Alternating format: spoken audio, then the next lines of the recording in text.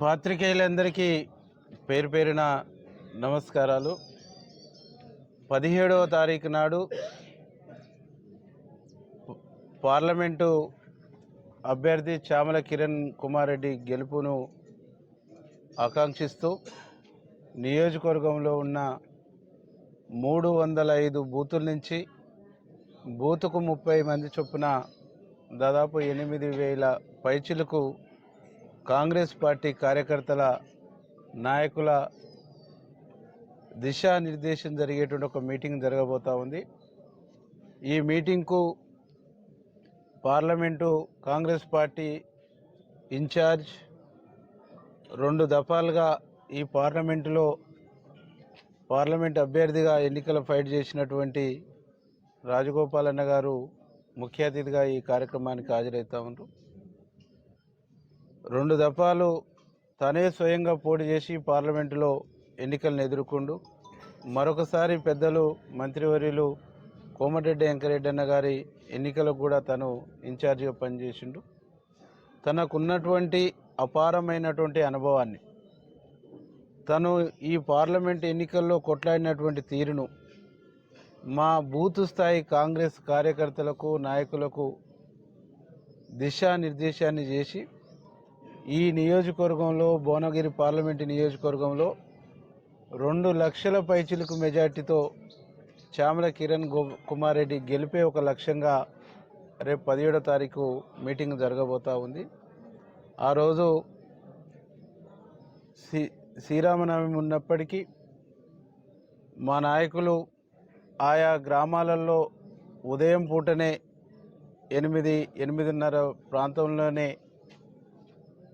రామాలయాలకు పోయి దర్శనాలు చేసుకొని 10 గంటలకల్లా నెకరికల్లుకు వచ్చేసి 10 నుంచి 11 గంటల మధ్య కనకదుర్గమ్మ గుడి నుంచి శ్రీనివాస ఫంక్షన్ హాల్ వరకు భారీ ర్యాలీ కూడా నిర్వహించడం జరుగుతుంది.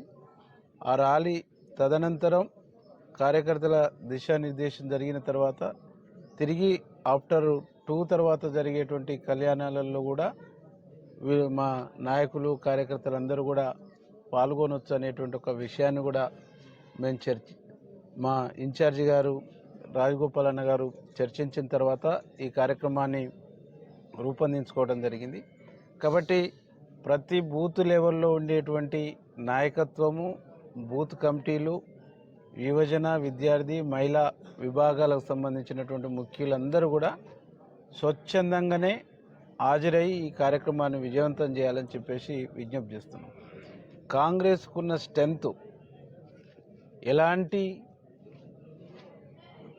ట్రాన్స్పోర్టేషన్ కూడా లేకుండా ప్రతి బూత్ నుంచి 30 మంది వాలంటరీగా నాయకత్వం వచ్చి అటెండ్ అయ్యేటువంటి ఒక స్ట్రెంత్ ఈ నియోజకవర్గంలో కాంగ్రెస్ పార్టీకి ఉంది. కాబట్టి రానున్నటువంటి ఎన్నికల్లో, పోయిన ఎన్నికల్లో నాకు 68,000 పైచిలకు ఓట్ల మెజార్టీని ఇచ్చారు. రేపు మరింత మెజార్టీ పెరిగేటువంటి ఒక అవకాశం 100% ఉన్నది. పెంచుతారనేటువంటి ఒక నమ్మకం కూడా మాకున్నది. బీజేపీ కానీ బీఆర్ఎస్ కానీ డిపాజిట్లు గల్లంతైనా ఆశ్చర్యపోవాల్సినటువంటి అవసరం లేదు. ఎందుకంటే ఈ దేశంలో బీజేపీ పార్టీ ఈ దేశానికి చేసిందేం లేదు. నెకరికల్ నియోజకవర్గానికి, భువనగిరి పార్లమెంటుకు కూడా వారు చేసింది శూన్యం. కాబట్టి ఏం చేయనటువంటి వాళ్ళు ఏం చెప్పి ఓట్లు అడుగుతారో ఒకసారి మీరందరూ కూడా ఆలోచన చేయాలని చెప్పేసి ఇక్కడుండే మీడియా మిత్రులకు కూడా తెలియజేస్తాం. రాష్ట్రంలో కాంగ్రెస్ పార్టీ అధికారంలోకి వచ్చి 5 నెలలు అవుతుంది. ఉచితంగా బస్సు సౌకర్యాన్ని కల్పించినాం. 200 యూనిట్ల వరకు కరెంటు ఫ్రీ ఇచ్చేటువంటి కార్యక్రమాన్ని తీసుకున్నాం. 10 లక్షల రూపాయల వరకు రాజీవ్ ఆరోగ్యశ్రీని పెంచేటువంటి కార్యక్రమం తీసుకున్నాం. 500కు గ్యాస్ సిలిండర్ ఇచ్చేటువంటి కార్యక్రమం తీసుకున్నాం. పెన్షన్స్కు, రేషన్ కార్డులకు దరఖాస్తులు స్వీకరించినాం. ఈ ఎన్నికల కోడ్ అయిపోగానే అవి అమలు చేయబోతున్నాం, ఇచ్చేటువంటి కార్యక్రమం చేపడుతున్నాం. గడిచిన 10 సంవత్సరాల్లో ఒక్క రేషన్ కార్డు ఇయ్యని, ఒక్క కొత్త పెన్షన్ ఇయ్యనటువంటి బీఆర్ఎస్ వాళ్ళు ఏ ముఖం పెట్టుకొని ఓట్లు అడుగుతారో ప్రజలు ఆలోచించాలని చెప్పేసి, వాళ్ళని ప్రశ్నించాలని చెప్పేసి మేము విజ్ఞప్తి చేస్తాము. ఈరోజు మొన్న ఇక్కడ జరిగినటువంటి బీఆర్ఎస్ కార్యకర్తల మీటింగ్లో కానీ, చేవెళ్లలో జరిగినటువంటి బీఆర్ఎస్ కార్యకర్తల మీటింగ్లో కానీ మాజీ ముఖ్యమంత్రి, మాజీ మంత్రులు మాట్లాడుతూ ఉన్నారు. 1,50,000 మంది దళిత బంధు సంబంధించినటువంటి వాళ్ళతోని అంబేద్కర్ విగ్రహం కాడ ధర్నా చేస్తాను.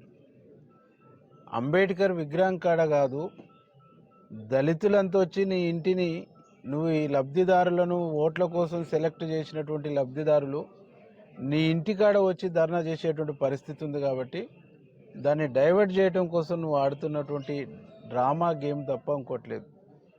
డబుల్ బెడ్రూమ్ ఇల్లు కట్టి నువ్వు ముఖ్యమంత్రి అయి ఉండి గజ్వేల్ నియోజకవర్గంలో అవి పంచలేదు, మాకు అన్యాయం జరిగిందని చెప్పేసి నీ ఫామ్ హౌస్ గేట్ కాడ రోజు ధర్నాలు జరుగుతున్నటువంటి విషయం సమాజం మొత్తం గమనిస్తాం.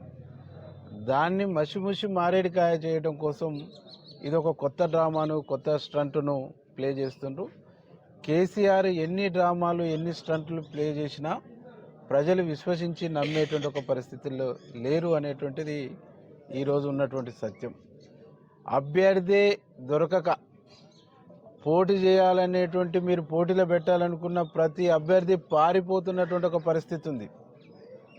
ఈరోజు చాలామంది చెప్తారు, మేము అడిగినాం చాలామంది మిత్రుల్ని, ఎందుకు మీరు ఇట్లా అవుతుందంటే ఏ కాన్స్టిట్యున్సీలో కూడా ప్రజలు మాకు సహకరించేటువంటి పరిస్థితి లేదు, ఏ కాన్స్టిట్యున్సీలో కూడా మమ్మల్ని విశ్వసించేటువంటి ఒక పరిస్థితి లేదు. మమ్మల్ని విశ్వసించినప్పుడు, కార్యకర్తలు నాయకులు మాకు సహకరించినప్పుడు, మమ్మల్ని నమ్మినా కానీ పైనుండే నాయకత్వాన్ని నమ్మేటువంటి ఒక పరిస్థితి లేదు.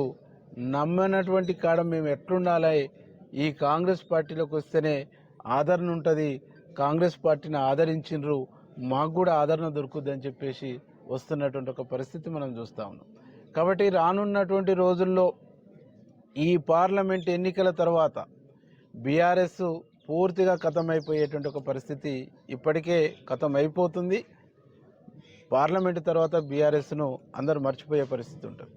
దీంతో పాటు ఈరోజు దేశంలో ఉండేటువంటి నరేంద్ర మోడీ ప్రపంచంలోనే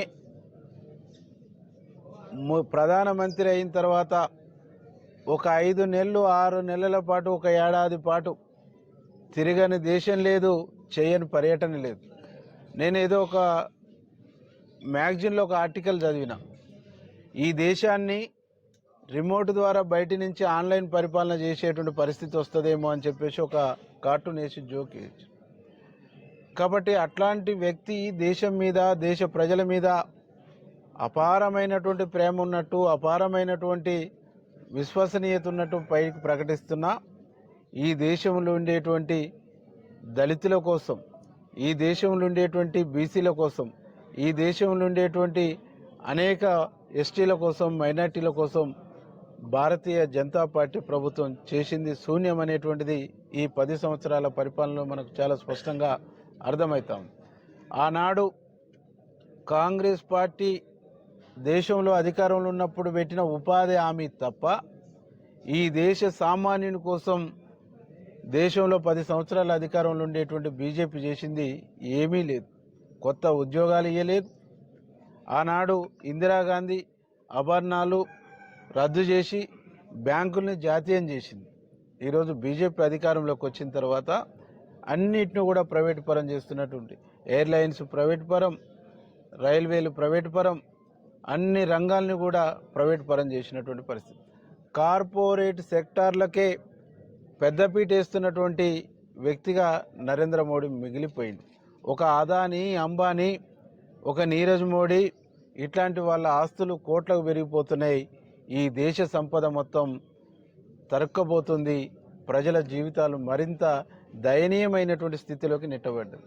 కాబట్టి దేశంలో కాంగ్రెస్ పార్టీ అధికారంలోకి వచ్చి రాహుల్ గాంధీ ప్రధానమంత్రి అయితేనే ఈ దేశానికి శ్రీరామ రక్ష అని చెప్పేసి దేశంలో ఉండే ప్రజలు భావిస్తాం. రాహుల్ గాంధీ ప్రధానమంత్రి అయితేనే కాన్స్టిట్యూషన్ కాపాడబడుతుంది, భారత రాజ్యాంగం రక్షించబడుతుంది, భారతదేశంలో ఉండే ప్రతి పౌరునికి జీవించే హక్కు, నచ్చిన రాజకీయాలు చెప్పుకునే హక్కు, నచ్చిన సంఘంలో చేరే హక్కు, నచ్చినటువంటి మతాన్ని స్వీకరించేటువంటి హక్కు భారతదేశంలో ఉండే ప్రతి పౌరునికి హక్కుగా భావించబడుతుందని చెప్పేసి ఈరోజు దేశంలో రాహుల్ గాంధీని ప్రధానమంత్రిని కావాలని కోరుకుంటున్నారు. కాబట్టి రాహుల్ గాంధీ ప్రధానమంత్రి కావాలి అనేటువంటి ఆకాంక్ష తెలంగాణ సమాజానికి కూడా ఉంది. ఎందుకంటే తెలంగాణ ఇచ్చినటువంటి తల్లి సోనియా గాంధీ గారు తెలంగాణ కోసం 2 రాష్ట్రాలలో కాంగ్రెస్ పార్టీ నష్టం జరుగుతున్న తెలంగాణ రాష్ట్రాన్ని ఇచ్చింది.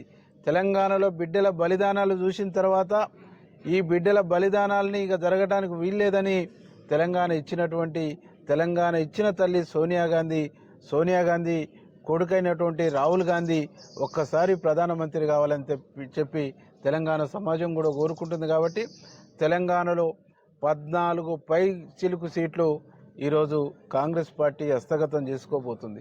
బీజేపీ అయినా బీఆర్ఎస్ అయినా 0 or 1కు పరిమితం అయితే తప్ప అంతకు మించి ఒక్క సీటు కూడా వచ్చేటువంటి పరిస్థితి లేదు. వికసిత్ భారత్ కాదు కదా, ఈరోజు మళ్ళీ బీజేపీ వస్తే శ్మశాన భారత్ అవుతుంది అనేటువంటి సత్యాన్ని ఈ దేశంలో ఉండేటువంటి ప్రజలు ఇప్పటికే గమనిస్తున్నారు. నరేంద్ర మోడీ చరిత్ర ఒక గుజరాత్ను మర్చిపోతున్నటువంటి క్రమంలో ఈరోజు మరొక మణిపూర్ వచ్చింది. రేపు అట్లాంటి 100 మణిపూర్లు వచ్చేటువంటి ఒక ప్రమాదం ఉంది. కాబట్టి ఈ దేశాన్ని ప్రమాదపు అంచుల నుంచి ఈ దేశం రక్తసిక్తం కాకుండా ఉండాలంటే, సామాన్యులపైన ఎలాంటి అగత్యాలు జరగకుండా ఉండాలంటే, మైనార్టీలకు రక్షణ కావాలన్నా, క్రైస్తవులకు రక్షణ కావాలన్నా, దళితులకు రక్షణ కావాలన్నా, ఎస్టీలకు రక్షణ కావాలన్నా, బీసీలకు రక్షణ కావాలన్నా, అందరికీ ఒకటే రక్షణ కవచం, అది రాహుల్ గాంధీ రక్షణ కవచం, ఈ దేశంలో కాంగ్రెస్ పార్టీ రక్షణ కవచం అని చెప్పేసి దేశంలో ఉండేటువంటి ప్రజలందరూ కూడా భావిస్తాం. ప్రజలంతా తిరుగుబాటు చేయడానికి సిద్ధంగా ఉన్నారు. కాబట్టి అనేక పొత్తుల కోసం నరేంద్ర మోడీ ఆరాటపడుతుండు. పొత్తుల కోసం ఆరాటపడి పదవిని నిలుపుకోవాలనేటువంటి ఒక ప్రయత్నం చేస్తుండ్రు. ఎన్ని ఆరాటాలు పడ్డా, ఎంత ప్రయాసపడ్డా జనము ఈసారి బీజేపీని ఇంటికి సాగనంపటం ఖాయం. ఆ ఇంటికి సాగనంపేటువంటి దాంట్లో భాగంగానే భువనగిరి పార్లమెంటులో చామల కిరణ్ కుమార్ రెడ్డి గారిని భారీ మెజార్టీతో గెలిపించుకుంటాం. మా నాయకులు కోమటిరెడ్డి రాజగోపాల్ రెడ్డి గారు, అట్లాగే మా మంత్రివర్యులు కోమటిరెడ్డి వెంకరెడ్డి అన్న గారి యొక్క సలహాలు సూచనలతో, వాళ్ళ డైరెక్షన్తో మా నియోజకవర్గం నుంచి భారీ మెజార్టీ ఇస్తాం. అన్ని బూత్ స్థాయిలో ఉండేటువంటి ప్రతి కాంగ్రెస్ కుటుంబ సభ్యునికి ఈ మీ మీడియా ద్వారా మేము విజ్ఞప్తి చేస్తున్నాం. ప్రతి ఒక్కరూ వాలంటరీలాగా తరలి వచ్చి రేపు మన నాయకుడు మొట్టమొదటిసారి రాజగోపాల్ అన్న నెకరకల్లో ఆ రోజు నామినేషన్ తర్వాత ఎన్నికలు అయినాక మొట్టమొదటిసారి నెకరకల్లు హెడ్ క్వార్టర్లో అడుగుపెట్టబోతుంది. కాబట్టి భారీ స్వాగతంతో, ఘన స్వాగతంతో మన స్ట్రెంత్ను, మన కార్యకర్తల యొక్క పవర్ని చూపించి భారీగా స్వాగతం పలికి ఆయన ఇచ్చేటువంటి డైరెక్షన్తో ప్రతి బూతులో 2023లో జరిగిన అసెంబ్లీ ఎన్నికల్లో 1-2 బూతులు తప్ప దాదాపు 300 పైచిలకు బూతుల్లో లీడ్ ఇచ్చినాం. ఈరోజు 305 బూతులకు గాను 305 బూతులకు 100% లీడ్ ఇచ్చి భారీ మెజార్టీ ఇచ్చి రాజగోపాల్ రెడ్డి అన్న గారి యొక్క గౌరవాన్ని కాపాడుతాం, సమున్నతంగా నిలబెడతామని చెప్పేసి తెలియజేస్తూ అందరూ పెద్ద ఎత్తున హాజరు కావాలని కోరుతాం.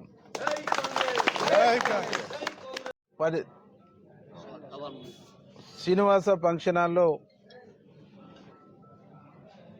10:30కు 11:15 స్టార్ట్ అవుతుంది.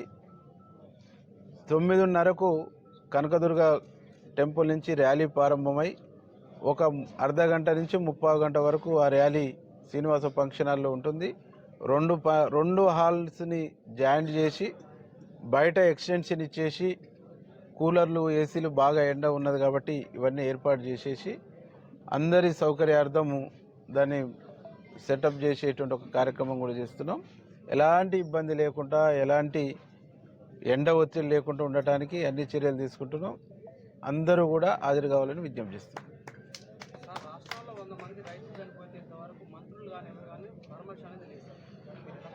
మా ముఖ్యమంత్రి గారు చాలా క్లియర్గా చెప్పిండు. 100 మంది కాదు, 200 మంది రైతులు ఆత్మహత్యలు చేసుకున్నారని మాజీ ముఖ్యమంత్రి గారు ప్రకటించడం జరిగింది. ఎక్కడ ఆత్మహత్య జరిగింది, ఏ స్టేషన్లో అది కేసు నమోదైంది, దానికి సంబంధించినటువంటి వివరాలు తీసుకొని రండి, వారిని ఆదుకుందామని చెప్పేసి ముఖ్యమంత్రి గారు కోరిండ్రు. కానీ ఈ రోజుకి ఆధారాలతో పోలేదు, ఆ ఆధారాలు చూపించే పరిస్థితి లేదు. కేసీఆర్కు ఒకటే అలవాటు, టెంప్ట్ చేయటము, రెచ్చగొట్టటము, ఆత్మహత్యల వైపు ఉసుగొల్పటము, దాన్ని రాజకీయ పబ్బం కోసం, రాజకీయ అవసరాల కోసం వాడుకోవటం అనేటువంటిది తెలంగాణ ఉద్యమకాలం నుంచి ఆడుతున్న డ్రామా. ఆ డ్రామాలో ఇది అంతర్భాగమే. నిజంగా రైతులు ఒకవేళ అట్లాంటి ఇబ్బంది బాధ ఉండుంటే వారికి చేతులెత్తి మొక్కుతున్నాం. ఆయన టెంప్టేషన్లో మీరు పడొద్దు, ఆయన టెంప్టేషన్కు మీరు గురి కావద్దు. మన ప్రభుత్వం, మన ముఖ్యమంత్రి, ఈ రాష్ట్రంలో మనం తెచ్చుకున్నటువంటి ప్రభుత్వం, మనం ఎన్నుకున్నటువంటి ముఖ్యమంత్రి తప్పకుండా అన్ని వర్గాల్ని ఆదుకుంటాడు, అందరిని కాపాడుకుంటాడని మేము విజ్ఞప్తి చేస్తాం. ఇంకానా? ఓకేనా?